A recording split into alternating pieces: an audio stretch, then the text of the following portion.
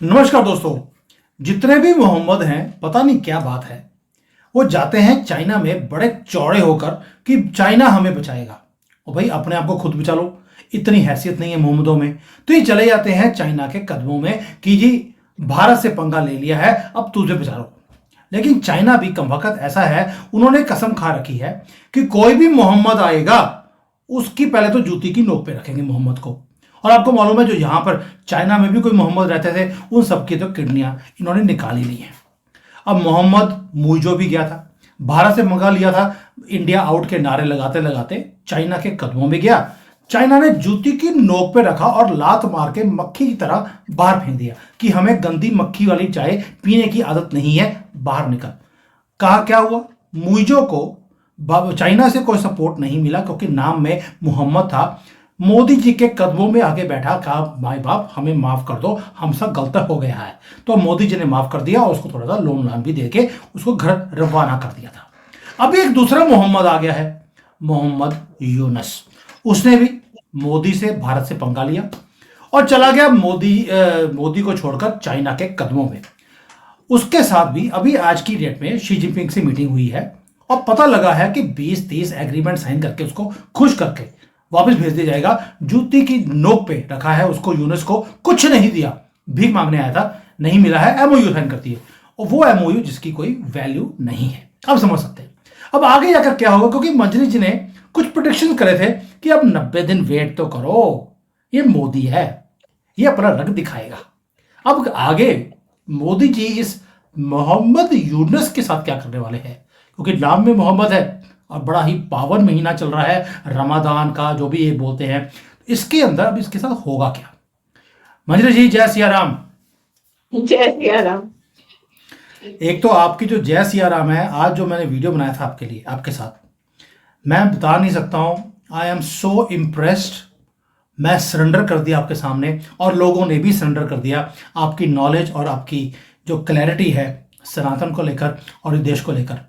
और thank you. मैं अपने आप को भाग्यशाली समझता हूँ कि वो वीडियो मैं आपके साथ बना सका। लेकिन आज ये मोहम्मद बोल रहा हूँ, मोहम्मद मुइजो, मोहम्मद यूनुस, ये सभी मोहम्मद को पहले चाइना के पास जाकर वहां पे जाके चित्तर खाकर फिर मोदी जी के कदमों में आने की क्या आदत पड़ी हुई है। जब आप बैक व्यू में देख करके कार चलाते हैं ना, तो अक्सर ऐसे एक्सीडेंट होते रहते हैं। एक जमाना था जब भारत के पास पैसे नहीं थे, भारत अपने पड़ोस में ध्यान नहीं देता था, उनसे आउट ऑफ द वे जाके दुश्मनी करता था। तो अब वो जमाना बदल गया। अब चाइना के पास पैसे नहीं है और भारत उसकी जगह ले चुका है। तो ये जो 1970 में China was stronger than India, तो उस वो 1970 2000 कहते हैं, 2000 में China was stronger than India, उस फॉर्मूले पे ये लोग चल रहे हैं। ये सोचते हैं कि आज का चाइना आज के भारत से जीत सकता है, तो जाओ ट्राई कर लो, जीत जाए तो कोशिश कर लो। तो बिना गोली चलाए देशों को जीतना मोदी जी जानते हैं। इन ये चले गए, अपने मन की कर ली, अरमान पूरे हो गए, अब आ जाओ।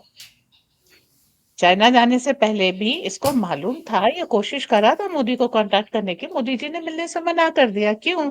डिप्लोमेसी एक दिन का काम नहीं होता। डिप्लोमेसी में क्या है, उन्होंने बताया कि आप ये लोगों को सिक्योर कीजिए, ये स्टेप्स आप अपने यहाँ लीजिए। ये डिप्लोमेटिक चैनल से मैसेज दिए जाते हैं। जब आपको एक क्वेश्चनियर दे दिया गया, 10 को सवाल दे दिए गए, आपने 10 में से एक भी सवाल नहीं किया, फिर आप टीचर के पास जाना चाहते हैं, टीचर आपको नहीं वेलकम करेगा। वैसे मोदी जी भी वेलकम नहीं करे कि ठीक है। तो इनको लगा कि अरे जाओ हटाओ, तुमको हम ट्यूशन लगा लेते हैं। वो गए चाइना, चाइना ने उनकी अच्छी से सेवा कर दी। और चाइना मोहम्मदों की सेवा बहुत अच्छी तरीके से करता है। अरे तो मजेदार। हाँ, तो मजेदार सेवा इनकी हो गई। अब वो कहते हैं ना, लौट के बुद्धू घर को आए, तो ये बुद्धू भी घर आएंगे, फिर वही करेंगे जो मोदी जी ने कहा था, वही होगा जो मोदी जी चाहते हैं, बस। बट मंजरी जी, मुइजो जो था उसने इंडिया आउट के नारे लगाए थे, लेकिन उसने वो हरकतें नहीं करी थी कि वहां पे हिंदुओं को मार दिया, धक्के मार के बाहर निकालने की धमकियां दे दी, हम गजबे हिंद करेंगे, ऐसा कोई भी नारा नहीं लगाया गया था। जबकि मोहम्मद यूनस इसके टेन्योर में आपको मालूम है कि वहां पर क्या कुछ हो रहा है, वायलेंस भी है, हिंदुओं को भी वहां पे जो कुछ किया जा रहा है, और गजवे हिंद, ग्रेटर बांग्लादेश, तो ये क्या क्या सपने चूरन, बल्कि मुझे लगता है लाहौरी चूरन जो पाकिस्तान में बिकता था अभी आजकल बांग्लादेश में बिकना शुरू हो गया। मोहम्मद जो मूजो थे उसको मोदी जी ने किस तरह से पनिश किया है, हमने अपना टूरिज्म बंद कर दिया, वो कंट्री कदमों में आ गया। आपको नहीं लगता कि यूनेस्को भी बड़ी बुरी तरह से सिवियरली पनिश किया जाएगा मोदी जी की तरफ से? वो पनिशमेंट चालू है और यही होता है एक ग्राउंड से जुड़े हुए नेता में और एक पैराड्रॉप नेता में। वैसे ये एडवाइजर है, ठीक है, नेता तो है नहीं अभी भी। तो वो ग्राउंड से जुड़ा था, उसने थोड़ा जो है एक सेंटिमेंट स्टीयर कर लिया, लेकिन उसको मालूम था किसी को हाथ लगाएंगे तो भारत मारेगा। ये भाई साहब पैराड्रॉप किए गए थे, तो इन्होंने सोचा हम जो चाहेंगे वो करा ले जाएंगे, जितने बड़े बड़े ऐ कर लेंगे वै कर लेंगे करके आए, पटाखा साबित हो गए। जो इन्होंने गलती की है, ये अपने नाक कान आंख सबसे किडनी दान करके ही चुकाएंगे भाई साहब। पूजा तो इनकी बहुत अच्छे से होगी, और ऐसा नहीं कि अभी चल नहीं रही है, अभी चल रही है इनकी, अच्छे से आगे पूजा होगी। और देखिए जो सैंक्शंस बांग्लादेश के ऊपर लगाए, भाई बेसिकली यूएस ने क्या कहा, बांग्लादेश तुम्हारा है, ठीक है, तो अब बांग्लादेश हमारा है, तो काम जो तब से जो है 2 महीने हो गए बांग्लादेश हमारा हुए, काम वहां पर चालू है। एक आध बंदर तो गुलाटी मारता है, देखिए, तो इसने भी मार ली गुलाटी। ठीक, उसके बाद क्या हुआ, एंड रिजल्ट देखना चाहिए, थोड़ा सब्र से काम लेना चाहिए और एंड रिजल्ट देखना चाहिए। बांग्लादेश को बिगड़ने में 50 साल लगे हैं, सुधरने में 5 साल तो लगेंगे ही लगेंगे। आपको पूरे देश की मेंटालिटी सुधारनी है, और एम्बेडेड है पूरा, 97% भारत में एम्बेडेड है। हमने अगर आपको एक बार स्वतंत्र कराया था, इसका ये मतलब नहीं है कि हम आपको जो है कॉन्कर नहीं कर सकते। ये आप हमारी भलमनसाहत का गलत फायदा उठा रहे हैं, और अब वो भी नहीं कर पाएंगे। तो बाकी चीजें जो इनकी इनकम थी, सबसे बड़ी इनकम इनकी टेक्सटाइल इंडस्ट्री से थी, वो तो हमने ले ली। सबसे बड़ी लात वो होती है जो पेट पे पड़ती है, और इसके पेट पे वो लात पड़ चुकी है बहुत जोर से। अब बाकी जो है हिलसा पका के खा लो, चावल भी जिस दिन चाहेंगे उस दिन बंद हो जाएगा। तो आज तक जिनको सजा दी थी, देखिए हमारा मीडिया ऐसा है कि अगर उसको कह दें इंडो पैसिफिक तो कहता है नहीं नहीं नहीं, एशिया पैसिफिक, ठीक है, हमारा मीडिया ऐसा है। तो अगर कोई सुधार और करेक्शन बांग्लादेश में हो रहा है तो मीडिया रिपोर्ट करने की गलती बिल्कुल नहीं करेगा। वो यही दिखाना चाहेगा कि देखो बांग्लादेश में भारत की हार हुई है। आज भी वो पत्रकार जो राष्ट्रवादी बनते हैं इसी मेंटालिटी को रखते हैं। तो चेंजेस बहुत हो रहे हैं, पॉजिटिव हो रहे हैं, और आगे इनकी जितनी भी ये कह लीजिए कैपेबिलिटीज है, मोदी सब जानते हैं और बहुत अच्छी तरीके से हैंडल कर सकते हैं। जब 4 अगस्त को इनकी नाक के नीचे से वो शेख हसीना को निकाल लाए थे, तो आपको समझना चाहिए कि बांग्लादेश की राजनीति में मोदी की पकड़ क्या है। और बांग्लादेश इनके गजवाए हिंद का चैप्टर 2 है। तो भारत से जो है एक इस्लामी राष्ट्र आपने निकाल लिया, तो वो सारी चीजें, अब ये देखिए कि निकाल तो लिया बेटा, लेकिन चला पाए नहीं। हम्म। अब क्या, लौट के बुद्धू घर को आए, आ रहे हैं धीरे धीरे, रिटर्न गियर लगा दिया है और वापस आ रहे हैं। इनका ना अमेरिका से कोई भला होगा ना चाइना से होगा। अब बीच में बेचारे फटेहाल कंगाल पाकिस्तान से आशा कर रहे थे, तो अब क्या बताएं, पाकिस्तान इंटर्न में खुद जो है सऊदी से आशा कर रहा है, जो अपने घर में बेटियों का नाम हिंद रख रहा है। तो आप ये जो शकल आप देखते हैं ना, जाए तो जाए कहाँ, वो वाला केस हो जाता है। अब इनको सारे दुनिया के साथ चक्कर लगा करके मोदी की शरण में ही आना पड़ेगा। जी। सर मुझे लगता है कि जो मोहम्मद है ये यतीम था, है और यतीम ही रहने वाले हैं, इनका कुछ हो नहीं सकता। लेकिन मंजरी जी, आपकी जो समझ है जियो पॉलिटिक्स के ऊपर, उसकी दाद देनी पड़ेगी। मैं ऐसी तारीफ नहीं कर रहा हूं, आपको मालूम है कि अननेसेसरी मैं किसी की तारीफ नहीं करता हूं, लेकिन आपने बोला था कि आप सिर्फ 90 दिन वेट कीजिए, कोई ना कोई ऐसा रास्ता निकलेगा जिसको मोदी जी वेट कर रहे हैं। और वो रास्ता दिखाया डोनाल्ड ट्रंप ने, जब बोल दिया कि I leave Bangladesh to PM Modi and I know he can do it. लेकिन जो हमारे भारत के अंदर जो राइट विंगर्स हैं, लेफ्ट विंगर्स की तो क्या बोलना है, तो छोड़ दीजिए। राइट विंगर्स ने भी काम किया। उन्होंने बोलना शुरू कर दिया था कि बांग्लादेश में इतना कुछ हो रहा है हिंदुओं के खिलाफ, मोदी जी ने कुछ किया नहीं, मोदी जी डरपोक हैं, हमारी आर्मी को भेजिए, युद्ध कीजिए, और वहां पे जो सारा काम है वो उनको सीधा करके वापस आ जाइए। आपको नहीं लगता कि ये जो सो कॉल्ड राइट विंगर्स भी हैं, अननेसेसरी हमें एक ऐसी सलाह दे रहे थे कि युद्ध हो, नुकसान हो, एक ऐसी टेरिटरी में जाए जिसका बारे में हमें पता नहीं है। ये तो वही वाला काम होता है जैसे श्रीलंका में राजीव गांधी ने काम किया था। वाई इज इट कि हमारा मीडिया हमेशा वो वाली बात बोलता है जो प्रैक्टिकली पॉसिबल ही नहीं है, और भारत को नुकसान भी होता है उसमें।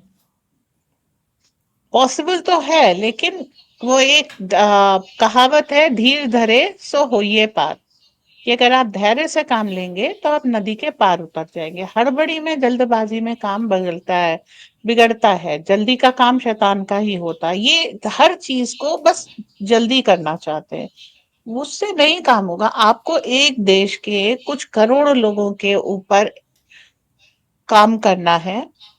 सबको आपको मार नहीं सकते। इन्होंने तो कह दिया युद्ध छेड़ दीजिए, जैसे ही आप युद्ध छेड़ेंगे ये दूसरी जबान बोलेंगे। तो आपको क्या करना है, उनको स्टीयर करना, उनकी मेंटालिटी को चेंज करना।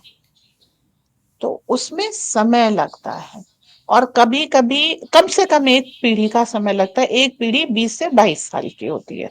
अब मोदी जी ने इसके ऊपर अगस्त से काम करना शुरू किया है। मेनली उनको जो अपॉर्चुनिटी, जो फुल फ्लेश्ड हैंड मिला है, वो जनवरी 25 से मिला, जिसमें 20 तारीख तक का समय जा चुका था। अब मोदी जी काम करेंगे तो समय लगेगा। अभी अगर वो पूरा बॉर्डर बॉर्डर ओपन करके ये सब कर दें, जो आफ्टर इफेक्ट आएगा, इनको वही चाहिए। मोदी क्या करते हैं, फूक के ठंडा करके खाते हैं। जैसे यूक्रेन वॉर है, वहां पर क्या है, 18 दिन में अगर आप लड़ाई लड़के खत्म करना चाहते तो रशिया हार जाता। आपने लड़ाई को स्ट्रेच किया, यूरोप ड्रेन आउट हो गया। तो आप स्ट्रेच कर दीजिए। जब किसी की फाइनेंशियल कैपेबिलिटी ना हो तो आपको प्रोलॉन्ग कर देना चाहिए।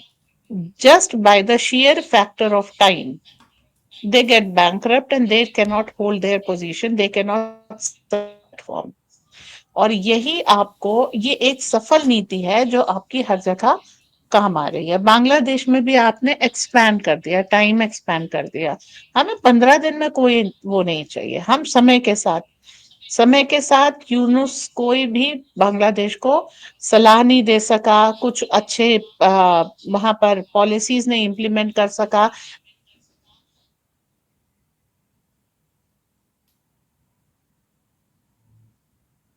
किसी बात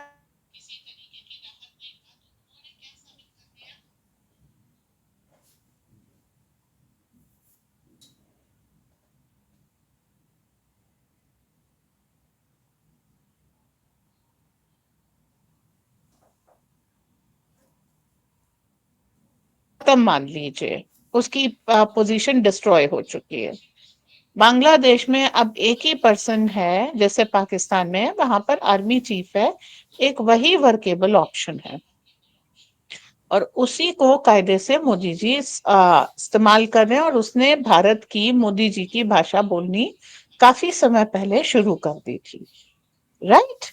तो देखिए, पाकिस्तानी आर्मी और बांग्लादेशी आर्मी में यही अंतर है। पाकिस्तानी आर्मी पाकिस्तान छोड़ के भाग रही है, पर बांग्लादेशी आर्मी बांग्लादेश में ग्राउंड पे काम कर रही है ताकि नेशन को स्टीयर करा जा सके। यूनुस इरेलीवेंट हो चुके हैं। जब तक ये हालात और ज्यादा नहीं संभलेंगे, शेख हसीना वापस नहीं जाएंगी। लोग कयास बीच बीच में लगाते रहते हैं, पर वो लेडी भी 76 साल की हो चुकी है, और उसको, उसके पास बहुत ज्यादा कुछ अब इस समय करने वाला नहीं रहा। लगभग उसकी पार्टी भी डिस्ट्रॉय हो चुकी है। तो अगर आप उसको एक बार यूनुस की तरीके से फिर से पैरा ड्रॉप कर देंगे, वो इनएफेक्टिव ही साबित होगी, क्योंकि वहां पर जितने समीकरण थे सारे बदले जा चुके। तो अब वहां बांग्लादेश में जो वर्केबल सॉल्यूशन है वो वहां के आर्मी चीफ के थ्रू ही निकलेगा। तो रादर देन नेता बदलने के और इसको उसको एक्सपेरिमेंट करने के लिए, जो वहां पर वर्केबल है उससे कराइए। आप इस समय वहां पर खाना किससे पहुंचवाएंगे? आर्मी ही अकेला तरीका है। आप दवाएं, लोगों को राहत, कानून व्यवस्था, ये सब आर्मी के थ्रू ही होगा। पुलिस फेल हो चुकी है, राजनेता फेल हो चुके हैं। तो यूनुस अपनी अप्रासंगिकता लेकर के भारत वो वापस बांग्लादेश आएंगे, और उसके बाद जो है उनको एक हिसाब मोदी डिस्कार्ड कर चुके हैं, अब वो और ज्यादा इररेलेवेंट हो जाएंगे। जी। महेश जी, मैं को चाइना में रहता हूं, मैं एक एक्सपीरियंस बता सकता हूं कि यहां पर ना तो मुइजो को सेव किया चाइना ने, ना ही मोहम्मद यूनुस को वो सेव करने वाले हैं। जूती की नोक पे रखा जाता है इनको, क्योंकि चाइना इस कौम के ऊपर विश्वास ही नहीं करता। ये विश्वासघाती हैं। ये चाइना इनके डीएनए को बड़ी अच्छी तरह से समझता है, इसलिए इनकी किडनियां ये निकालते रहते हैं। अब इसकी भी एक तरह से इज्जत की किडनियां निकाली जाएंगी और इसको मक्खी की तरफ फेंक दिया जाएगा कि जा, जो जो करना है कर ले। Yes, they wanted to sign some MOUs कि बीआरआई बांग्लादेश आ जाए, कुछ वहां पे आर्मी के जो सामान है उनको चाहिए वो चाइना से आ जाए, भारत को रैटल करने के लिए। भारत को फर्क नहीं पड़ता कि ये चाइना से क्या ले रहा है, बीआरआई लेके आएगा तो खुद कर्जे में डूबकर ये कंट्री की ही अपनी किडनियां तो इज्जत की निकाल के आ रहा है, उसके पूरे करने की कंट्री की भी किडनियां निकल जाएंगी उसके बाद, लेकिन वो लोन वापस नहीं होगा जिस तरह से पाकिस्तान का हो रहा है। सो ये डीएनए है चाइना का। They understand this comms DNA. इनको छोड़ देंगे, ऐसा हो नहीं सकता।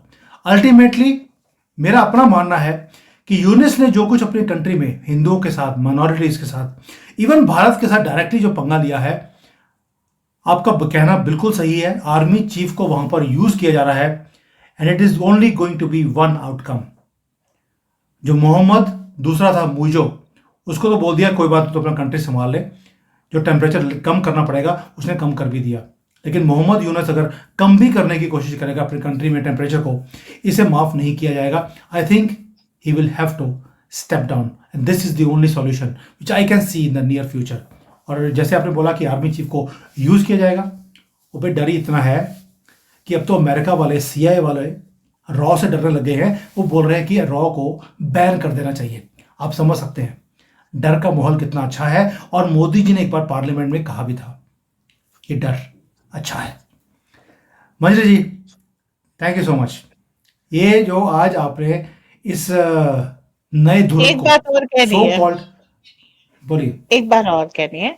चाइना, देखिए, कोई भी डिप्लोमेटिक रिलेशन होता है उसमें गिव एंड टेक होता है। मोइजू की कोई पावर, वो सॉरी, यूनुस की कोई पावर नहीं है, वो चाइना को कुछ दे नहीं सकता। बीआरआई आप बोल रहे हैं, बीआरआई चाइना नहीं वो करेगा, क्यों? क्योंकि अब चाइना के पास पैसे नहीं है बीआरआई को सस्टेन करने के लिए। वो जो प्रोजेक्ट वो शुरू कर चुका है उनको आगे सस्टेन नहीं कर पा रहा। तो आगे अब और बीआरआई जैसी चीजें नहीं कर सकता चाइना। तो चाइना इस समय खुद, एक चाइना इस तरह के पॉइंट पे पहुंच गया है कि उसको खुद हेल्प के लिए चाहिए। तो इस समय वो एक यूनुस जैसा एक मतलब बैगेज अपनी पीठ पे लाद करके नहीं चलेगा। यूनुस के पास देने के लिए कुछ नहीं है, ना अथॉरिटी है और ना ही कोई फ्यूचर प्लान है। ठीक है। और जब अपने घर में वो कहते हैं ना, कंगाली में आटा गीला, चाइना की वो वाली हालत, अब उसमें एक भिखारी और पहुंच जाए तो जो हाल किया जाता है वो वही है। आ रहे थे, आ जाओ, कम से कम फ्लाइट के की एक सीट भी की। ठीक है। इस लेवल पे आकर के जो है इनको डील किया जा रहा है। होटल का एक कमरे का किराया निकला, जो कुछ खाओगे उसका जो बिल भरेगा उससे मेरी इकोनॉमी को थोड़ा सा वो है। तो इस लेवल पे आकर के चाइना लेवल गेम खेल रहा है। तो इनको इनको भी मालूम था, इनको भी ये सोच रहे थे कि कुछ मिल जाए सबको। वो कहते ना, हमको मालूम है जन्नत की हकीकत, लेकिन, तो वो इनका लेकिन हो चुका है। अब ये जो घर आएंगे तो इनके साथ और भी बुरा होगा। बांग्लादेश अब मजेदार हो चुका है। यस, बांग्लादेश मजेदार हो चुका है। यहां पर मैं जब पहले बोला आपको इसकी इज्जत की किडनियां निकाल ली गई हैं, अच्छी तरह से इसको बेइज्जत करके वापस भेजा जाएगा और वहां पर जाकर भी ये कोई चैन से अपनी कंट्री चला पाएगा, मुझे लगता नहीं है। स्टूडेंट्स ऑलरेडी सड़कों पर है, आर्मी सड़कों पर है, और ये गवर्नमेंट के जो गुंडे हैं वो भी सड़कों पर है। ऊपर से इस्लामिक जो पागलपन है वो चरम सीमा के ऊपर है। इसलिए Bangladesh is hot at the moment. चलिए देखते हैं आगे आगे क्या होगा। Mahendra ji, thank you so much, and गर्व के साथ ऊंचे से जय सिया राम। जय सिया राम।